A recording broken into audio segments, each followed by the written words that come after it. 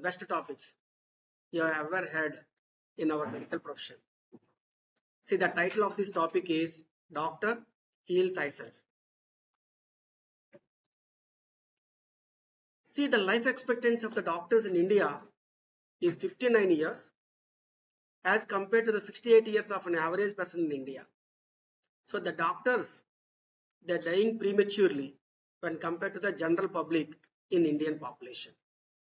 So this is a 10-year long study by IMEI Kerala. They studied nearly the 282 doctors. 27% had due to the heart diseases, premature atherosclerosis, 25% due to the malignancies, 2% by the infection, and 1% committed the suicide. The reasons for the premature death in all the doctors in India are desk-bound jobs, inactive lifestyle, lack of exercise, and most important one is the stress, your professional stress, and obesity are the primary instigators of the heart diseases. So mostly the lifestyles. Self-treatment and lack of periodical health checkups are the main contributory factors. So self-treatment and then lack of the periodical health checkups. The depression and the stress among the resident doctors, about 27%, 7%, they had depression, and 36.6% had anxiety, and 24% too had both the stress and the anxiety or the depression. So the depression and the anxiety is also very, very high, highly present in most of our medical professionals. This is according to the Indian Journal of Ophthalmology, July 2019 edition. So what you mean by the physician heal thyself is an ancient Greek proverb appearing in Bible, Holy Bible, Luke 4:23. It says that he saved others, himself he cannot save, like Jesus Christ. Okay, he saved others, himself he can't save. The same thing happens to our doctors also. To improve the life expectancy of the doctors, there are two aspects that need the analysis. One, optimize the work-life balance. This is very, very important for all of us. Work-life balance. And individual lifestyles and adopt the work-life balance. What is the importance of the work-life balance? See, it refers to the equilibrium between the time and energy dedicated to the work and the personal life, including the family, friends, relatives, and hobbies. So this is a very, very important equilibrium. We have to maintain a very good equilibrium between our work and the life. So I have to spend some time with our family members, with the friends, with the relatives, and also you have to spend some time with your hobbies. Mental health. This is a very, very important. By striking a balanced work schedule, you can effectively reduce the stress and decrease the risk of the mental health issues. So you have to enjoy your work. So unless you enjoy your work, so you will feel a lot of mental ill health. And what about the reducing the burnout? So the burnout is an occupational hazard associated with increased medical errors and a lower patient satisfaction. So the burnout is also very, very important. A lot of the people know. So they do nearly 38 hours, 40 hours, 60 hours of duties. So that is also not good for our health. And professional satisfaction. This is the very, very important for the doctors. See, the doctors who reported a healthy work-life balance were more likely to have a satisfaction in their profession than the busy practitioners. See, the busy practice is different from your professional satisfaction. So you need to understand this differentiation of professional satisfaction, and one should enjoy your profession, okay, and enhance the job performance. So physicians who maintain a healthy balance between their work and the personal lives are more likely to be engaged, focused, and productive at work, ultimately leading to a better patient care. So this is a very, very important. So we have to enhance our job performance. And what about the personal well-being? So a balanced lifestyle allows us to spend quality time with the family. This is very important, not the quantity time.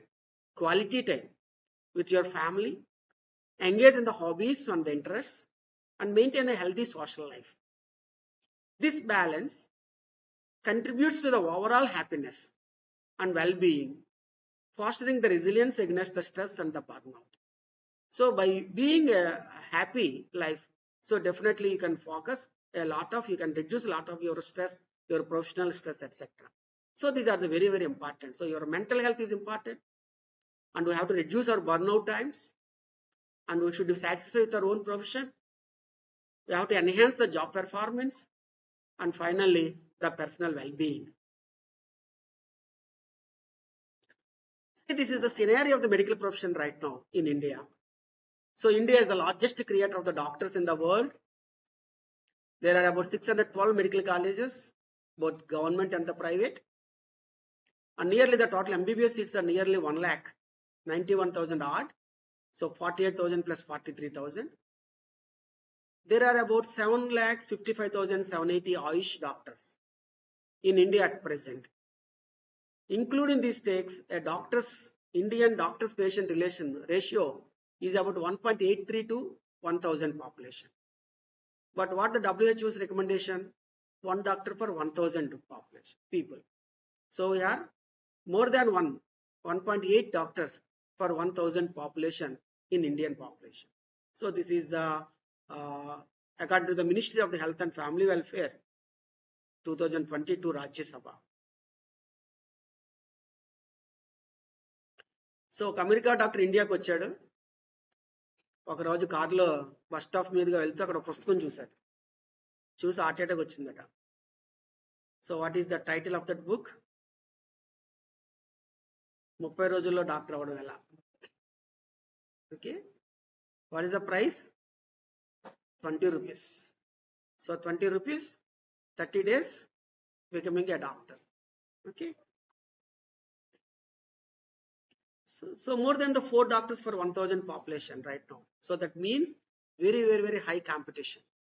So you are all going to face a lot of the competition in the future. So these are very, very important. See. So wife saying to his husband, మన బుడ్డోడు రూపాయి bill మింగేశాడు, doctor దగ్గరికి వెళ్దాం పదండి. Husband, వద్దే, ఆయన 500 మింగుతాడు. Okay, so that is your physician's fees, and if you're a gastroenterologist, maybe 1,000 rupees. Okay.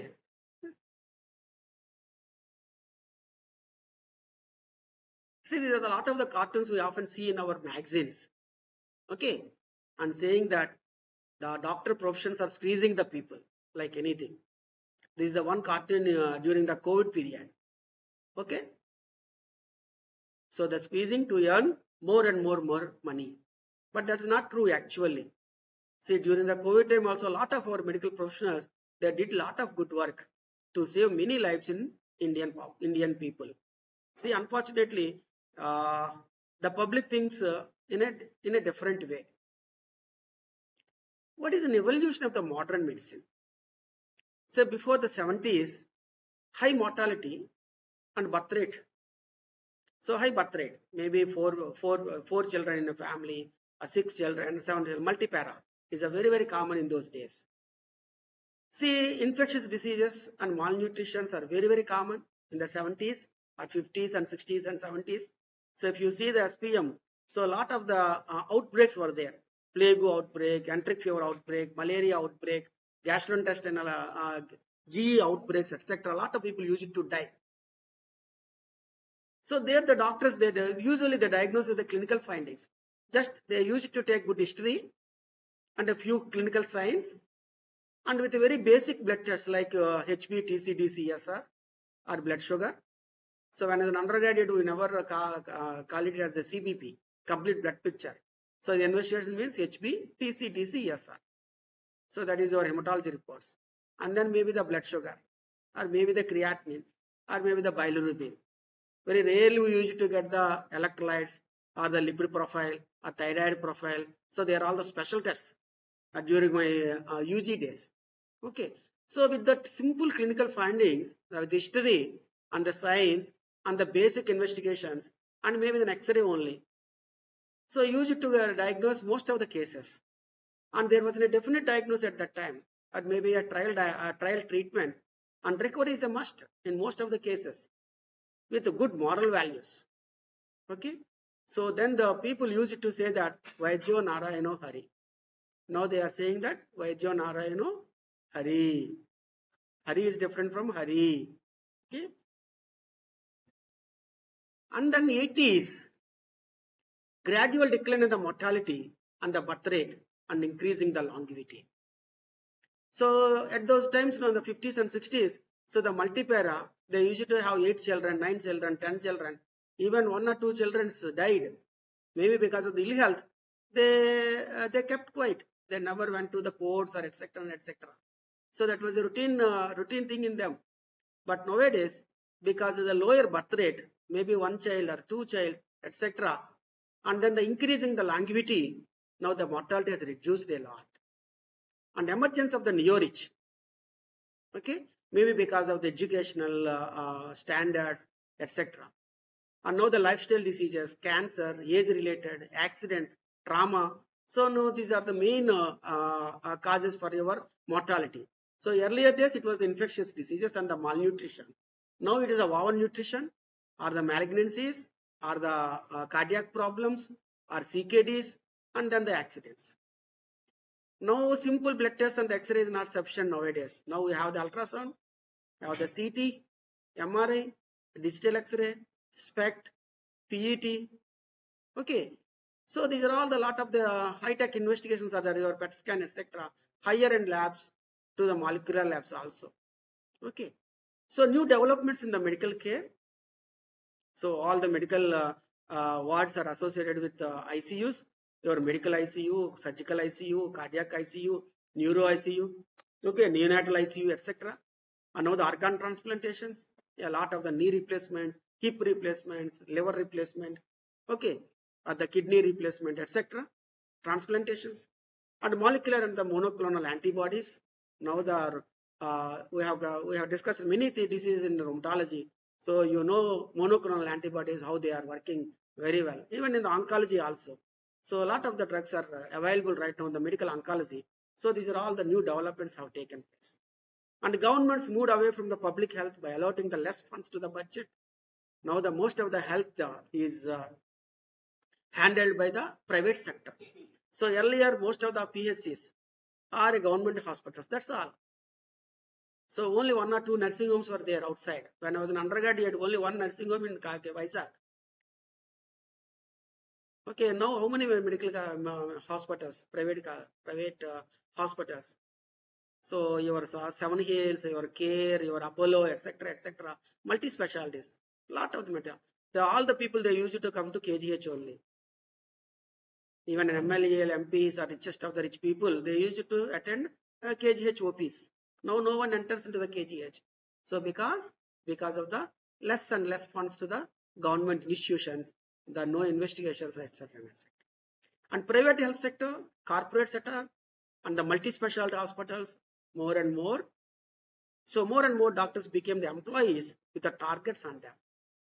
So nowadays, you people, after becoming the super specialties, so most of you people are entering into the corporate setup or the multi-specialty hospitals as an employees.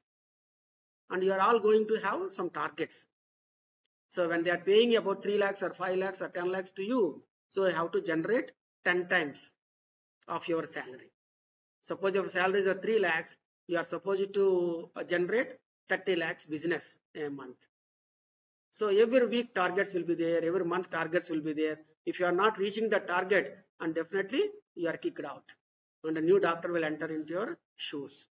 So this is a very big problem in the near future because of these multiple corporates and multi-specialty hospital emergence.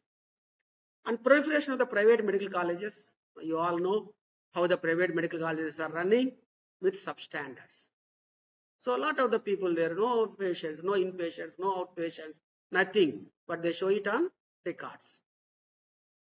So you can imagine the standards of the doctors coming out of those institutions. See, more than the 62% of the IP inpatients and more than 40% of the OPs are seen by the private sector. So earlier government sector 99%, only 1 to 2% private sector. Nowadays about 62% of the inpatients and about the 40% of the OPs are run by the private health sector. So private service more than the 60% from the middle class and the poor. So even the middle class and the poor, now they are moving towards the private health sector. 60% of the health spend is out of the pocket. A higher share when compared to the economics like economics in China or the Brazil. See, the China, they spend 30% out of the pocket, health expenditure. In Brazil, they spend 25%. In UK, they don't spend because 100% it's only the government setup. Even in the USA also, they don't spend because they have a lot of insurances. But in India, about the 60% of the money they spend on the health is from their pocket. So both the middle class and the poor. Every year 40 lakh families became poor. So one of the important reason for the more and more poor in India is your health expenditure. Neo-rich emerged from the medical industry. Very few doctors are neo-rich, but mainly the pharma companies and the sellers, that means our medical shop people or wholesale distributors and equipment manufacturers, say your ventilator manufacturer or ultrasound manufacturers, so etc. and the corporators, they are all neo-rich, emerged from our medical industry. And if you see the doctors percentage in these neo-rich from our medical industry, very few doctors. So the success of the doctors is hardly, I think only 10 to 15% right now, hardly 20%. So 20% are successful. That means 80% are not successful. So only 20% are going to be the neo-rich and 80% they are not going to get enough money because of the high competition and because of their other factors. See, the Consumer Act was entered into the 86. So earlier, before the 86, the doctor is almost considered as a god. So patient is living, good. Doctor garu batikincharu. When the patient is lost, doctor garu cheyavalsinదంతా చేశారు. మనకి ఇంకంతే time అయిపోయింది. Doctor దేవుడు తీసుకెళ్ళిపోయాడు. Sir అంతా చేయవలసిందంతా చేశారు. No, with the Consumer Act, the reverse. So the concept is evidence-based medicine. So why, what is the prescription I have given to this favored patient? Why did you suspect the malaria? Why didn't you suspect the septicemia? So what is your procalcitonin values here? What is your CT chest here? See, why you didn't use the monoclonal antibodies here? So why you didn't use the imipramine or the meropenem? Why you only used the Lizolid? It's only the gram-positive antibiotic. So here it's a gram-negative septicemia. See, all these things are coming here nowadays because of your evidence-based medicine. So after the Consumer Act entered into the India in 86.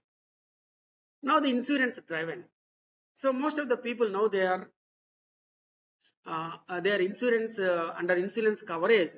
So their insurance people also they say that no, we don't cover the diabetes part, we don't cover the oncology part, so etc. So these are also some reasons are there to become more and more poor. Health became the big industry and of course a business. So we all agree that now the health has become a big business. So the profits and exploitation. So no one is happy with his own incomes. So every month he wants more and more targets. So every 3 years or 4 years he has to change his car. So every 5 years he has to go for the say a big villas, and then the international tours, etc. So these are all becoming more and more money we need it to spend the daily life. So you need more money. So that obviously you want more profits. So there is always a place for exploitation by the our community. See, this is the good slide, shows you doctor at the center and patient, and between you and the patient, there are the RMPs and the competitors. So a lot of the people are there, RMPs in the villages or even in the cities also, even in the Kakinad, Rajahmundry, we have a lot of the RMPs. Okay, so there are a big no patient comes directly to the doctor without intervention by the RMPs and your competitors. Another pharma is there, medical equipment companies, some taxes. So we need to pay a lot of the taxes to running a hospital or a multi-specialty hospital. So I think nearly 30 to 40 taxes are there. Some central government tax, some commercial tax, professional tax, see municipality tax, water tax, see, and then the uh, employees provident fund. See, a lot of the things are there, and hospital maintenance.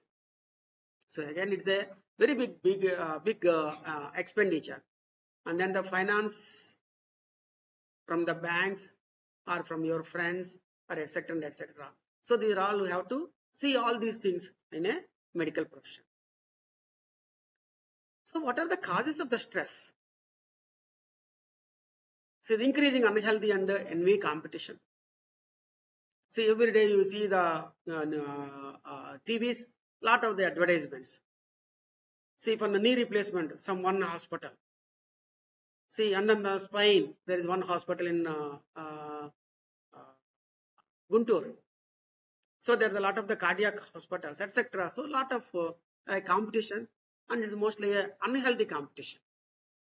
So that is the one reason for your stress. And high responsibility.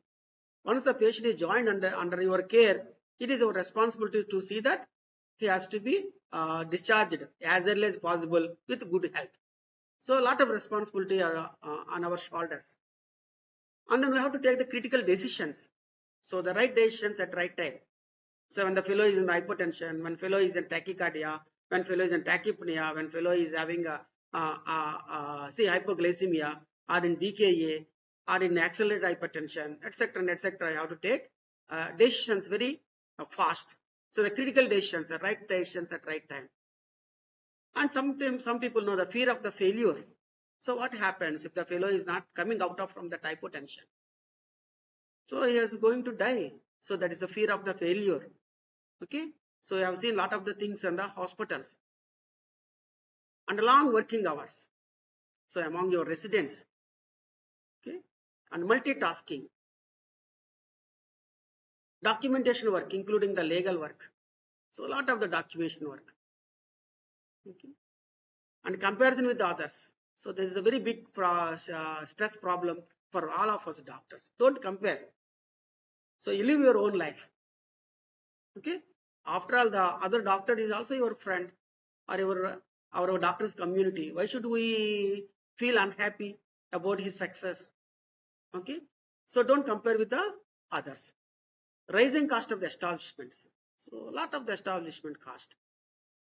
See, earlier we used to build on a hospital with some 30 lakhs or 50 lakhs, maybe 10 to 15 lakhs site and another 30 to 40 lakhs hospital building. Now the site itself is costing about 5 crores and the hospital another 10 crores.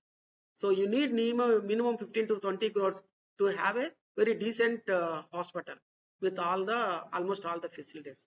So less than the 20 crores, it's not possible to build a reasonable hospital at this juncture. So rising cost of the establishment. So a lot of the money is involved here. Lack of the skilled support to staff. So our lab technicians, our BSc nursings, or your GNMs or ANMs, or your ward boys.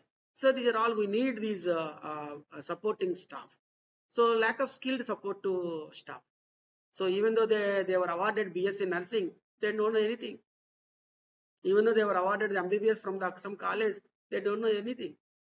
So this is very important. So junior doctors, so nursing staff, etc. is a very important. Unless they are skilled, so definitely hospital running is very difficult. High expectations from the patients. So they expect everything, the patient, 100% life. 100% guaranteed recovery. So it's not possible in all the cases. Litigation. So some people are very litigant. Inability to spend the reasonable time with the family. So because of your long working hours, because of to take the critical decisions, because of your high responsibility, so definitely you are not able to spend much time with the quality time with the family. That is another reason for your stress. Lack of the true friends. So this is also very common in our doctor profession. So you are all just okay. We know each other. That's all. We are not friends. We are not true friends. Your true friend is different from a known person. Poor social life. So this is a very bad. So socialization is very important. Okay, and then the family related functions we have to attend to improve our bond among our family members. So these are all the important causes of stress in our doctors community. So to reduce the stress, you have to overcome all these issues so that you will have a de-stress situations. So develop a work-life balance as a doctor. Establish the clear boundaries between your work and your personal life. Okay, so this is a very important. You have to decide yourself. So your work pattern and your personal life, both are different. Work smarter, not harder. So this is also very important.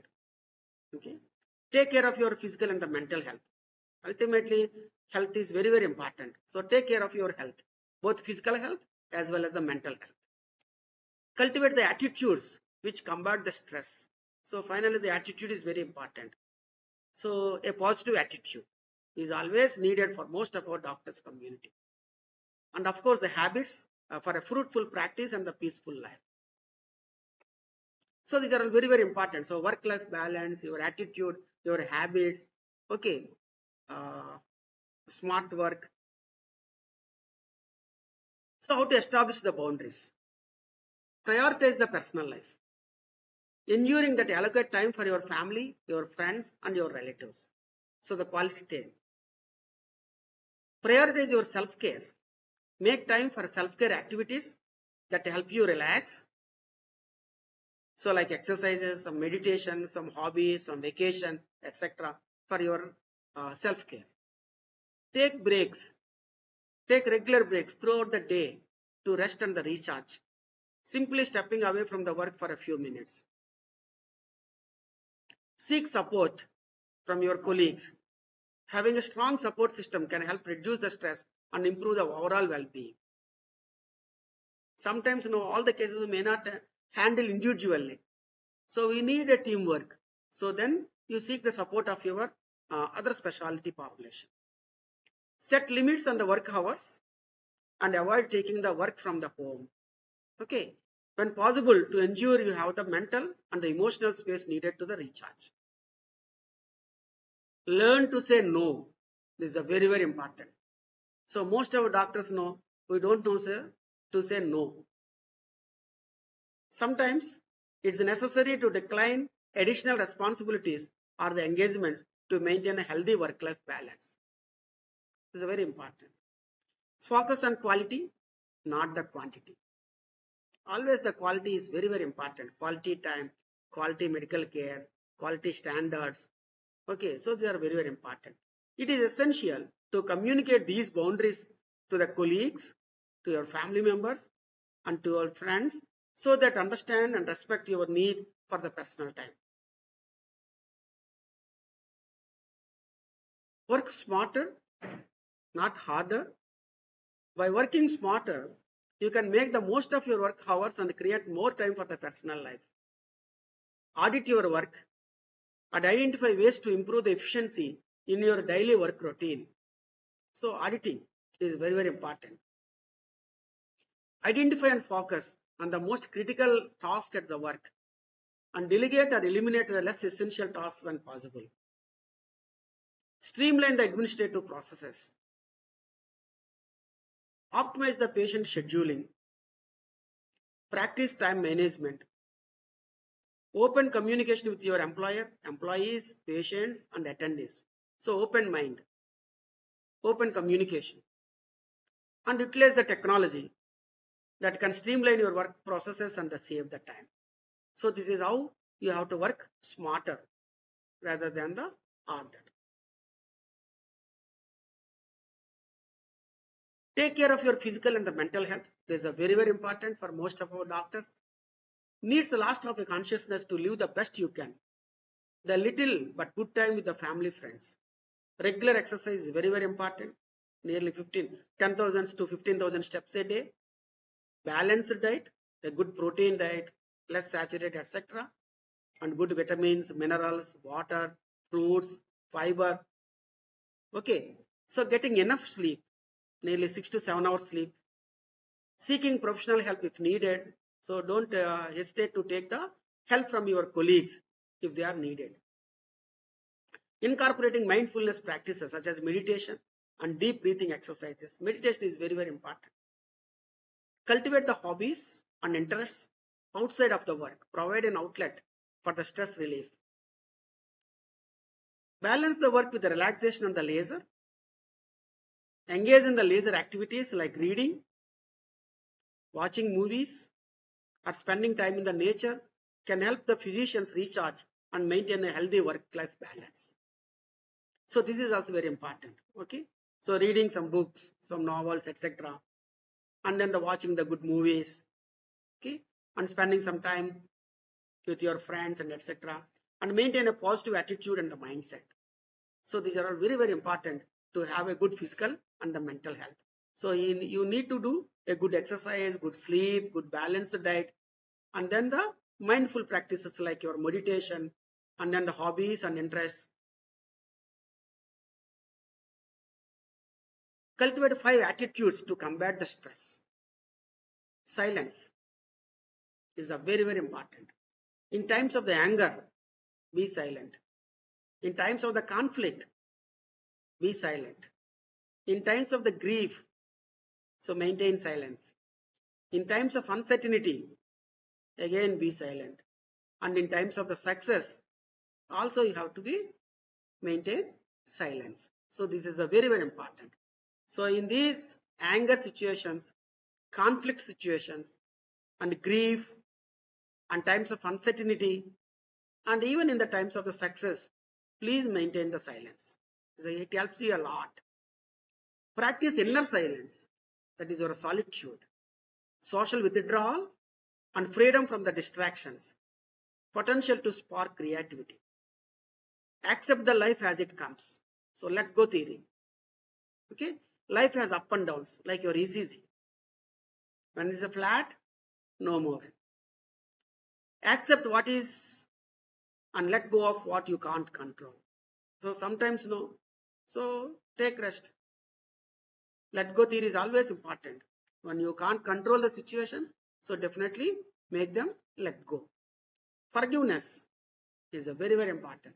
It makes your heart free. No arrhythmias. Okay. Empathetic joy is a very, very important. Finding joy in the joy of others. When the others are happy, be happy. When you are happy, make others happy. Okay. So see how good they are. So silence is good. Your inner silence is good. See, let go theory is very important. And forgiveness is very, very important. And finally, the empathetic joy. And finding joy in the joy of others. See, these 6 habits for a fruitful practice and peaceful life. Smile. Smile. Okay. And deep listening. Compassion. Patience. Gratitude. And integrity. See, these are very important. So be smile. Always smile. Smile face is always good. And deep listening. Whenever a patient tells his history to you, so please pay some attention. Deep listening is very, very important. Okay. And compassion, karuna, and patience is a very, very important. Patience is very important. And gratitude. So what I am today is because of my own patience, because of my parents, because of my teachers, because of my family members. So these four are very, very important. So the gratitude is very important, and integrity. Okay. Avoid self-medication and get treatment or advice from the other doctor. Periodic health checkups for lifestyle diseases and the cancers. See, nowadays now we are seeing we are getting a lot of the diseases prematurely. So unless you get the periodical health checkups, so we are not able to diagnose them at an early time. So all these lifestyle diseases, diseases linked with the way people live their life, lack of physical activity, unhealthy eating, a chronic stress, smoking, alcoholism, hypertension, type 2 diabetes, obesity, fatty liver, PCOD, some cancers like lung cancer, head and neck cancer, gut cancer. Hypertension is so common, 20 to 40% in the urban areas, 12 to 17% in the rural areas. Only about 12% people with hypertension in India have their blood pressure under control. So we discussed many things about the hypertension, your primary hypertension, secondary hypertension, etc. Diabetes is very, very common. Atherosclerosis is also very common. So 1/3 of the total deaths in India. So the most common cause of the death in India is a vascular death. So these are all the lifestyle diseases. So how to detect the atherosclerotic arterial disease much early, even in the asymptomatic phase. So the coronaries, you can get the TMT. So sensitivity of 68% and specificity of 77%. And CT coronary calcium score. In the carotid, the Doppler is the most non-invasive investigation, more than the 55 years of the age with cardiovascular risk factors. And CT angio, so that also can be advised for any coronary atherosclerosis or carotid atherosclerosis. And peripheral arteries. So for people older than 50 years of age with history of the diabetes or the smoking, if the ankle brachial index is abnormal, so less than 0.9 is an abnormal. So then also can advise the peripheral angio. So this is how we have to detect the premature atherosclerotic cardiovascular disease in the carotids, in the coronaries, and in the peripheral arteries.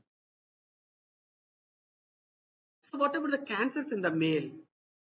The rate of developing the cancers in India before the age of 75 years is about the 10%, and the mortality rate is 7.34%. Lung cancer, oral, tongue, gastric, colorectal, and prostate cancers are very, very common in the males. It is possible to reduce the cancer morbidity and mortality by early screening, by early detection, and early treatment, either your oncosurgery or your radiation oncology or your medical oncology. So at an early stage, so definitely we can have 100% cure provided if you detect and treat that cancers at an early times. So these are some cancers in the male.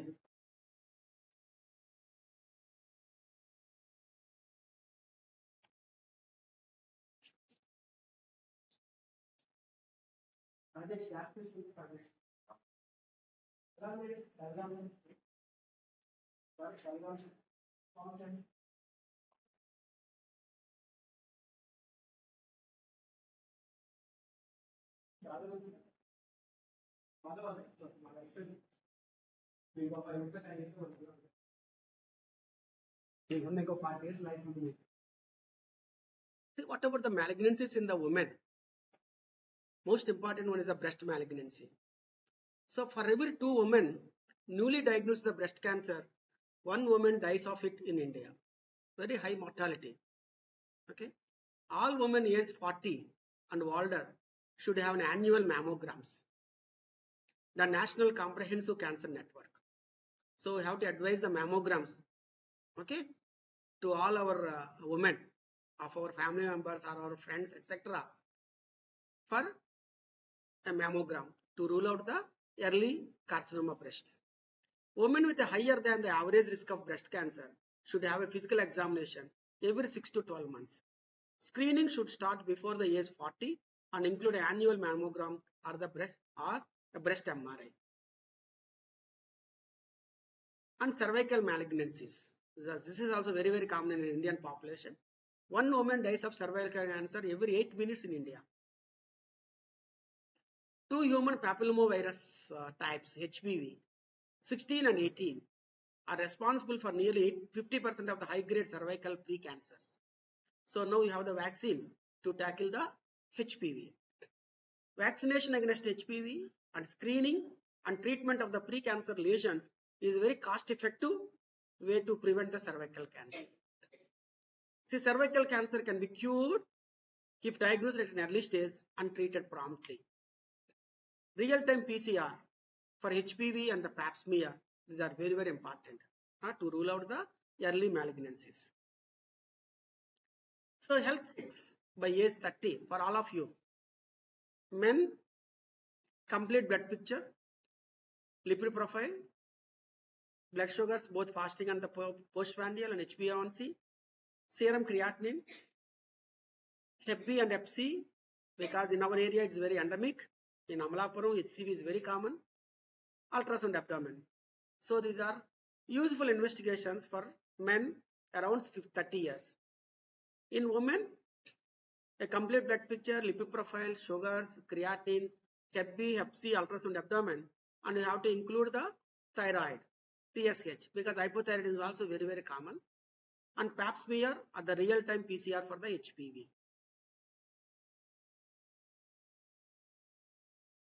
Health checks by age 40. So the men, the same investigations.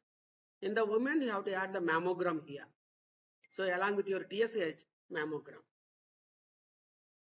In the 50s, in all the males, add TMT or the CT calcium score, carotid Doppler, peripheral Doppler. So these three to rule out your carotid, coronary, and peripheral atherosclerosis. And DEXA scan for the bone density, your T-score, colorectal screening of the family history, and PSA. So that is your prostate to rule out the prostatic malignancy. So these are all the investigations in the men around 50 years of the age group.